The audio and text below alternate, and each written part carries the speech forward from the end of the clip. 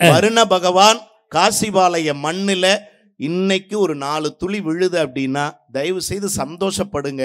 நம்முடைய பொங்கல் திருவிழா நிகழ்ச்சிகளை வானமே வாழ்த்துகிறது என்பதுதான் அது சத்தியமான உண்மை. ஆனா இன்னொரு உண்மையை சொல்றேன், சொல்லுங்கண்ணே. பெரிய மழை வராது. ஏன்னா நாங்க கூட்டிய அந்த ஆளுக அப்படி ஆளுகள், அப்படிப்பட்ட ஆளுங்க. அந்த அம்மாலாம் அடி வச்ச இடத்த பொடி வச்சு ஊதாம போகாது. போன வருஷம் ஒரு ஊருக்கு போச்சு, இது வரைக்கும் மழை பெய்யவே இல்லையா பாருங்க.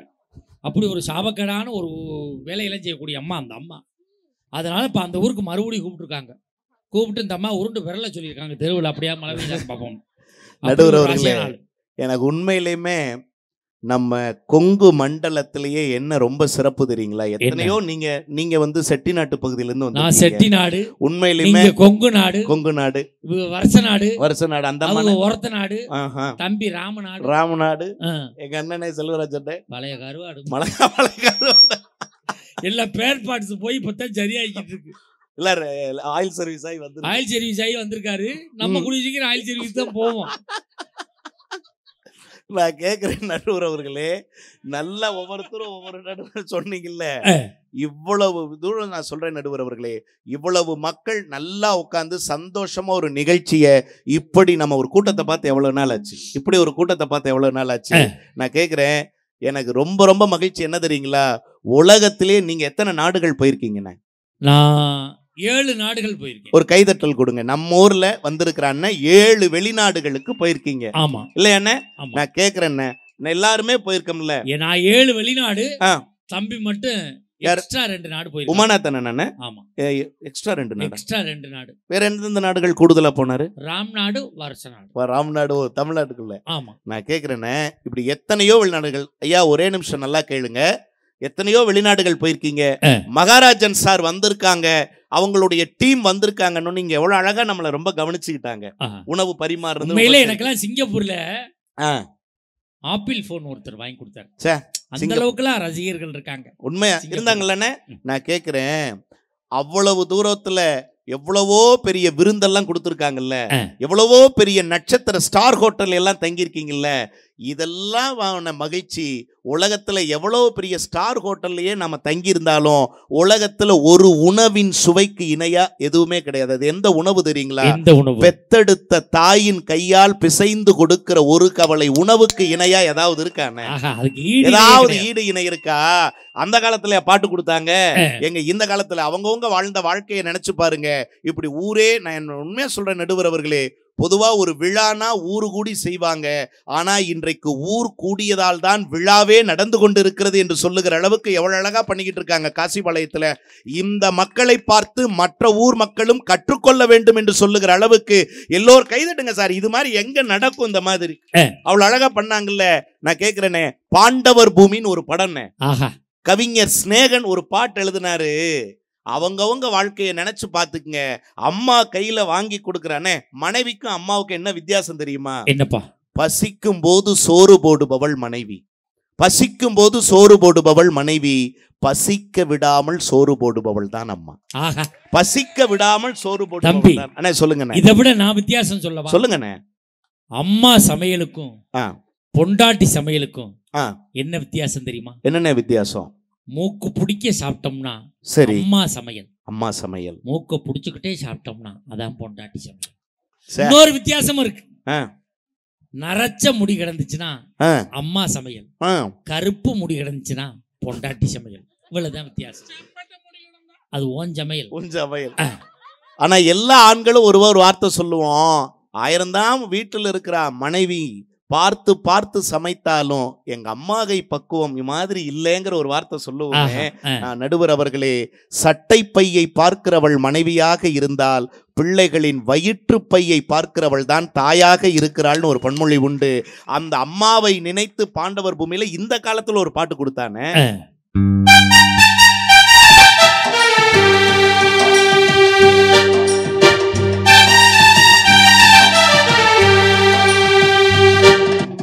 அன்னை ஊட்டிய பிடி சோற்றில் ஆயுள் முழுக்க பசிமர், அவரவர் வாழ்க்கையில் 1000 1000 மாற்றங்கள் காலம் நல்லா இல்லையானே? ஒரே ஒரு செய்தியோட மட்டும் நான் முடிச்சறேன் ஒரே நிமிஷத்துல. அண்ணே, இத்தனை பெண் குழந்தைகள் உட்கார்ந்து இருக்காங்க, என் தாய்மார்கள், என் சகோதரிகள், என் பாட்டி வயதில் இருக்கிறவங்க எல்லாம் இருக்காங்க. ஒரு காலத்துல ஒரு பெண் இப்படி வீட்டை விட்டு வெளியில் வர முடியுமா? கண்டிப்பா முடியாது. வீட்டை விட்டு பெண்கள் வெளியிலேயே வர முடியாதுன்னு. அடுப்பூதும் பெண்களுக்கு ஒரு படிப்பு எதுக்குன்னு கேட்டது வயல்வெளி காலம். ஆனா எங்க வாட்ஸ்அப் காலத்துல என்ன பண்ண தெரியுங்களா? 2 வருஷத்துக்கு முன்னாடி நந்தினிங்கிற ஒரு பெண் குழந்தை 12ஆம் வகுப்பு பொது தேர்வுல திண்டுக்கல் மாநகரத்துல 600க்கு 600 மதிப்பெண் பெற்று சாதனை படைத்தாள். அப்படின்னா பொம்பளை புள்ளைக்கு எதுக்குடா படிப்புன்னு கேட்ட வயல்வெளி காலத்தை விட பொம்பளை புள்ள படிச்சாதான்டா படிப்புன்னு சொல்ற அளவுக்கு இன்னைக்கு கொண்டு வந்து விட்டாங்களா இல்லையா? ஆமா அண்ணே, ஒரு காலத்துல 2 பெண் குழந்தை பிறந்தா என்ன சொன்னாங்க? என்ன சொன்னா? இத பெண் குழந்தை பிறந்ததா முடிஞ்சு போச்சுன்னா, 3 பொம்பளை பிள்ளையா பெத்தவனுக்கு முச்சந்தியில தான் சோறுனா, 4 பெண் பிள்ளை பெத்தவனுக்கு நடுத்தருவுல தான் சோறுனா, 5 பெண் பிள்ளையா பெத்தா அரசனும் ஆண்டியாவான்னு சொன்னானா இல்லையா? கண்டிப்பா. ஆனா இன்றைக்கு மாறிடுச்சு நடுவர் அவர்களே. தங்க மீன்கள்னு ஒரு படம் வந்தது. எத்தனை பேர் பாத்தீங்க? கைதட்டல் கொடுங்க. தங்க மீன்கள் படம். அதுல ஆனந்த யாழை மீட்டுகிறாய், அதில் அன்பெனும் மழை துளி கூட்டுகிறாய், 1000 மழை துளி கூட்டுகிறாய். நான் கேக்குறேனே, அந்த பாட்டுக்கு தேசிய விருது கொடுத்தாங்க. அதுல ஏன் தேசிய விருது கொடுத்தாங்கன்னு கேட்டா, இங்க இருக்கிற என் அன்பு சகோதரிகளே, அன்பு பெண் குழந்தைகளே, உங்க அப்பாக்கள் எல்லாருமே ராஜாக்களாடா? பெரிய அரசர்களா? இல்ல இல்ல. நடுத்தரமோ ஏழையோ கூலியோ மாச சம்பளம் வாங்குறவங்களா இருக்கலாம். ஆனா மனசாட்சியோடு நான் அண்ணன் சொல்றது உண்மைனா மட்டும் கைதட்டுங்க. நம்ம அப்பாக்கள் யாருமே பெரிய ராஜாக்கள் இல்ல. ஆனால் உங்கள் அத்தனை பேரையும் அவர்கள் இளவரசிகளாகத்தான் இன்றைக்கு வளர்த்து கொண்டிருக்கிறார்கள். உங்கள் அத்தனை பேரையும் இளவரசிகளாகத்தான் வளர்த்து கொண்டிருக்கிறார்கள். காரணம் என்ன தெரியுமா நடுவர் அவர்களே? ஒரு அப்பன் எந்த நம்பிக்கையில தான் பிள்ளைய படிக்க அனுப்புறான், அது ஆண் பிள்ளையா இருந்தாலும் பெண் பிள்ளையா இருந்தாலும், நாம வாழாத வாழ்க்கைய நம்ம பிள்ளை குட்டியாவது வாழட்டும்ங்கிற நம்பிக்கையில தானே நடுவர் அவர்களே இந்த காலத்துல பள்ளிக்கூடத்துக்கு அனுப்புறாங்க. உங்க காலத்துல பள்ளிக்கூடத்துக்கு அனுப்புனீங்களா? வேப்பமர உச்சியில் நின்னு பேயொன்னு ஆடுதுன்னு விளையாட போகையிலே சொல்லி வைப்பாங்கன்னு மூட நம்பிக்கையை விதைத்தது அந்த காலம். பிள்ளைகளின் அறிவு கண்களை திறந்து விட்டதுதான் எங்கள் வாட்ஸ்அப் காலம் என்று சொல்லி நடுவர் அவர்களே, வெள்ளைக்காரன் 187 வருஷம் நம்மளை அடிமைப்படுத்தினானே. ஆனா அதே வெள்ளைக்காரனை அவனுடைய விளையாட்டான செஸ்ங்கிற சதுரங்கத்துல 16 வயதான குகேஷ்ங்கிற ஒரு தமிழ் பையன் அவனையே அடிமைப்படுத்தி காட்டினது எங்கள் வாட்ஸ்அப் காலம் அப்படின்னு சொன்னா நடுவர் அவர்களே, சாதனையாளர்களுக்கு வரவேற்பு கொடுக்கிற வாட்ஸ்அப் காலத்திற்கு நீங்கள் உங்கள் தீர்ப்பை வழங்குமாறு கேட்டுக்கொண்டு, ஆண்டுதோறும் எங்களை மதித்து அன்போடு நிகழ்ச்சி தருகிற அத்தனை பெருமக்களின் இதயங்களுக்கும் எங்கள் அன்பு மலர்களால் காணிக்கை செய்கிறோம் என்று சொல்லி நல்வாய்ப்புக்கு நன்றி கூறி விடைபெறுகிறேன். அனைவருக்கும் இனிய தைத்திருநாள் நல்வாழ்த்துக்கள். நன்றி, வணக்கம். அருமையான பேச்சு, அருமையான பாட்டு. நல்ல ஒரு கைதட்டல் கொடுங்க பாப்போம். மழை வந்துச்சு, மழை பெஞ்சிச்சா? நான் சொன்னல பெய்யாது. அடுத்து இந்த அம்மா எந்திரிக்கும், அது யூட்டர்ன் போட்டு ஈரோடு மாவட்டத்தை விட்டே போயிடும். திருப்பி அது வர்றதுக்குன்னு 2 நாள் ஆகும். அப்படி ஆளு. ஆனா இந்த அம்மா அப்படி கிடையாது. இது வந்துச்சுன்னா இது மாதிரி தூரலே விழுவாது. அப்படி ஒன்னொன்னு மட்டமில்லாத ஆட்கள். அப்படி ஆழத்துல ஷட்டப் பண்ணி வச்சிருக்கேன். இந்த அம்மாலாம் அவ்வளவு குலுக்கி சிரிக்குதுன்னா என்ன காரணம்? சிரிக்காட்டினா காசை பிடிச்சி போடுவேன் சம்பளத்துல. அதனால வெங்கிலே சிரிப்பாங்க, வெங்கில கை தட்டுவாங்க. அவன் இது வரைக்கும் 2 டீ குடிச்சிருக்கான். 1 டீ தான் அளவுடு. 2வது டீக்கு 10 ரூபா பைசல்ல பிடிப்பேன். நீ குடிக்கலைங்கிறக்கா உனக்கு 10 ரூபா சேர்த்துற மாட்டேன். வாழ்க்கை அவ்வளவு சிக்கல்ல இருக்குங்க. ஒரு காலத்துல கோபுர தரிசனம் கோடி புண்ணியம்னாங்க. ஒரு காலத்துல பைக்கில் போறவன் கோயில் கோபுரத்தை பார்த்தா பைக்கை நிப்பாட்டிட்டு கையெடுத்து கும்பிட்டான். இன்னைக்கு அப்படியா பண்றான்? ஒத்த கையிலே பைக்கை ஓட்டிட்டு ஒத்த கையில மாரியம்மாக்கு சுடுறான். மாரியம்மா, நான் ஈரோடு போய்கிட்டு இருக்கேன்.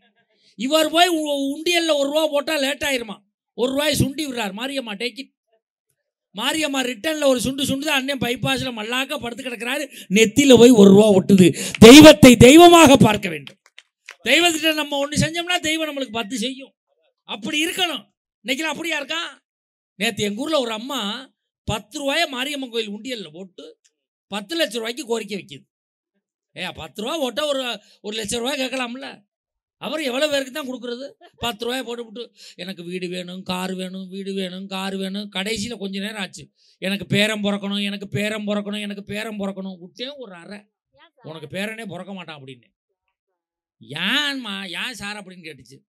உன் மருமையை வெளிநாட்டில் இருக்கேன், அவனை முதல்ல விசா போட்டு இங்கே வர சொல்லு, அதுக்கப்புறம் நீ இதுக்கான முயற்சியில் ஈடுபடும். நீ இப்படி போட்டு வேண்டி கிடந்தே அப்படி நடக்கும். இல்லாத செய்யலாமா? வாழ்க்கை இன்னைக்கு நல்லா இருக்கா? இன்னைக்கு என்ன பாட்டு போடுறான்? பாட்டு சரியில்லை. ஒரு பாட்டு போட்டிருக்கான், ஏச்சுங்கனமா நீ சுங்கனமா நீ சேர்த்து புட்டா நெஞ்சில நீ. எதுக்கு அடிக்கிறானியே நெஞ்சில போய்? இன்னொரு பாட்டு போடுறான், கண்ணா என் சேலைக்குள்ள கட்டெரும்பு புகுந்துருச்சு. எதுக்கு? நசுக்கு. சேலையை உதறி விட்டாட்டு கட்டு, இல்லை பூச்சி மருந்து தூவிட்டு கட்டு. பாட்டு சரியில்லை. வாழ்க்கையாவது நல்லா இருக்கா? ஒரு காலத்தில் எப்படி இருந்தா, வந்தவங்களை வாங்க வாங்கன்னா. போன வாரம் சென்னையில் ஒரு வீட்டுக்கு இன்விடேஷன் கொடுக்க போனேன். கேட்டில் எழுதி கிடந்துச்சு, நாய்கள் ஜாக்கிரதை. எட்டி பார்க்குற ஒரு நாய் தான் கிடக்கு, அந்த நாயும் சும்மா கிடக்கு. ஏன்டா நாய்கள் ஜாக்கிரதை எழுதியிருக்கான்னு காலிங் பெல்லை தான் அடித்தேன். ஒரு அம்மா கதவை திறந்து என்ன வேணும் அப்படின்ச்சு. ரைட், நாய்கள் ஜாக்கிரதை கரெக்டாக எழுதி போட்டிருக்காண்டா. ஒரு காலத்தில் வள்ளுவன் என்ன சொன்னான்? மோப்ப குலையும் அனிச்சம் முகந்திருந்து நோக்க குலையும் விருந்துன்னா, விருந்தினர் முகம் அனிச்ச மலரை விட மென்மையானதுரா, முகமலர்ச்சியோட ஒருத்தனை கூப்பிடணும் அப்படின்னு. இன்னைக்கு அப்படிலாம் இல்லை, அவசர உலகம். ஒருத்தர் சுகர் வந்துருச்சுன்னா இன்னும் 4 பேருக்கு வரணும்னு எதிர்பார்க்குறான். எனக்கு சுகர் இருக்கு, உனக்கு இல்லை. எத்தனை வயசு? 40 வயசு. வந்துடும் வந்துடும் வந்துடும் வந்துடும் வந்துடும். எனக்கெல்லாம் வந்துச்சு, உனக்கு வந்துடும். இல்லைங்க எனக்கு வரல, நல்லா செக் பண்ணி பாருவே, அப்போ தான் தெரியும். ஒரு மாதிரி கைகாலெலாம் படபடப்பாக இருக்கா, யூரின் அடிக்கடி வருதா, இப்படிலாம் கேட்குறேன். கேட்டு ஒருத்தன் நல்லா இருக்கக்கூடாதுன்னு நினைக்கக்கூடிய உலகமாக அன்னைக்கு வாழ்கிறான். ஆனால் அன்னைக்கெல்லாம் அப்படி இல்லை. ஒருத்தன் தொழில் பண்ணான்னா நம்ம பங்காளியை கூட்டிகிட்டு போய் அவனுக்கு அந்த தொழிலை சொல்லி கொடுத்து நம்ம குடும்பமாக இருப்போம்டான்னு சொல்லி ஒருத்தருக்கு ஒருத்தன் உதவி செஞ்சது அந்த காலம். இன்னைக்கெல்லாம் எவன் எக்கடு கட்டான்னா, முன்னாடியெல்லாம் பைக்கில் போகிறவன் ஆக்சிடென்ட் ஆகி விழுந்தான்னா போய் தண்ணியை துளிச்சான், பன்னீர் கொடுத்தான், ஆர்வத்தை பிள்ளையோன்னு தூக்குனான். இன்னைக்கெல்லாம் அப்படி கிடையாது. ஆக்சிடென்ட் ஆகி கிடக்குன்னா அவன் செல்ஃபி எடுக்கிறான். மேம்பாலத்தில் இழுத்து கொண்டு இருப்பவன் செல்ஃபி எடுத்து கொண்டு இருக்கிறேன், இதை ஃபேஸ்புக்கில் போட்டு விட்றான், 30 பேர் லைக் போடுறான். அன்றைக்கெல்லாம் ஒரு ஆக்சிடென்ட் ஆகி கிடக்கு, பைக்கில் வர நிப்பாட்டவே இல்லை. எத்தனை பேர் செத்தான்? ஒரு ஆளுக்கான எவ்வளோ கூட்டான். அன்றைக்கெல்லாம் திருமயத்தில் விட்டு அடிச்சாங்க, ராணிக்குமார் வீட்டில் அப்படி அடிச்சாங்க. வாழ்க்கை அப்படி சிக்கல். இப்போ மழை போயிடுச்சு, இப்போ கிளப்பி விடுறதுக்காக வரப்போகிறாங்க நல்ல பாடல்களை பாடக்கூடிய பின்னணி பாடகி. இந்த அம்மாவை நீங்கள் திரைப்படங்களில் பார்க்கலாம், பின்னாடி நின்றே பாடும் பின்னணி பாடகி. முன்னாடி 2 பேர் பாடுவாங்க, பின்னாடி 50 பேர் பாடுவாங்கல்ல, அந்த பாட்டு பாடுறாள்.